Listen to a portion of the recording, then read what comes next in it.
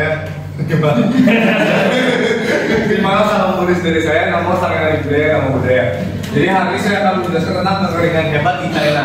Nah, kekeringan hebat ini itu terjadi di antara tahun 1876 sampai 1879, yang kira-kira 3 tahun sampai 3,5 tahunan. Nah itu tuh asal usulnya tuh banyak banget. Nah di sini tuh bakal saya jelasin penyebabnya apa aja. Yang pertama tuh ada El Nino yang ekstrim. Jadi sebelumnya apa itu El Nino? El Nino adalah fenomena alam yang terjadi ketika suhu permukaan laut di Samudra Pasifik bagian tengah dan timur menjadi lebih hangat dari biasanya. Nah kondisi yang ekstrim ini dapat mengganggu cuaca di dunia gitu lah. Termasuk ada daerah yang jadi kekeringan, ada daerah yang malah hujan terus dan lain-lain. Nah yang saya bahas di sini adalah di China. Yang kedua ada praktik pertanian yang tidak berkelanjutan. Nah pada saat itu praktik pertanian Cina itu cenderung tidak berkelanjutan dengan penebangan hutan yang berlebihan dan penggunaan irigasi secara tidak teratur. Hal ini memperburuk dampak kekeringan karena tanah menjadi lebih rentan terhadap erosi dan degradasi. Nah jadi pada saat itu mereka tuh lebih banyak udah pada situ lagi kekeringan, mereka malah banyakin penebangan lagi dan menggunakan irigasi yang tidak teratur itu menyebabkan tanah di sana itu makin kering dan makin rusak. Yang ketiga adalah peningkatan populasi. Jadi dibayangkan saja pada saat itu lagi kering banget, lagi tandus-tandusnya daerah tersebut, esok populasinya malah makin meningkat, di mana dengan meningkatnya sebuah populasi itu pasti memerlukan banyak keperluan lain.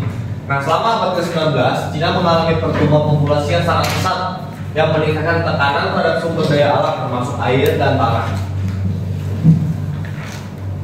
Dan yang terakhir pada saat itu udah keadaannya kacau banget sehingga menyebabkan kerusuhan politik dan sosial.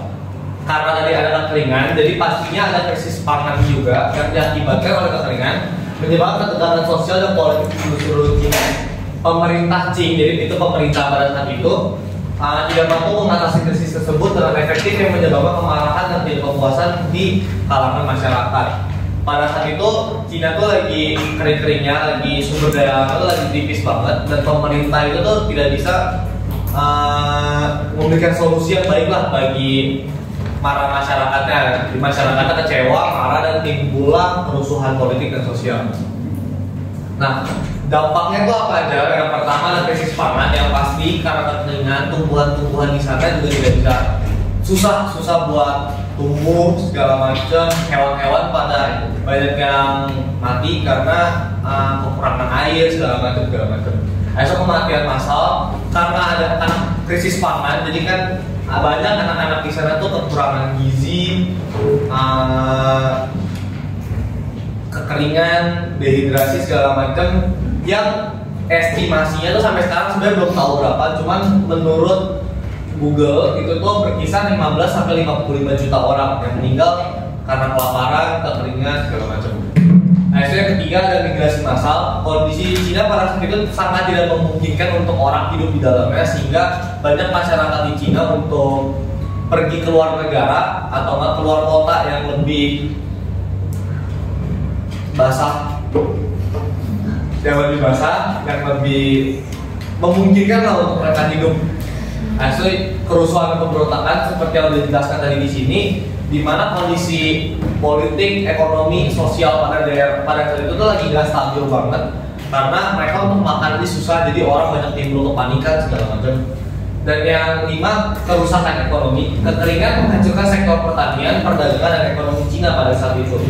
Pertumbuhan ekonomi merosot, perdagangan internasional terganggu, dan negara mengalami kerugian yang besar. Ada bijak dari saya, di tengah bencana kita dapat menemukan kekuatan dan keberanian yang tidak tahu kita miliki. Terima kasih semuanya. Nama sama Eli Budaya, nama budaya.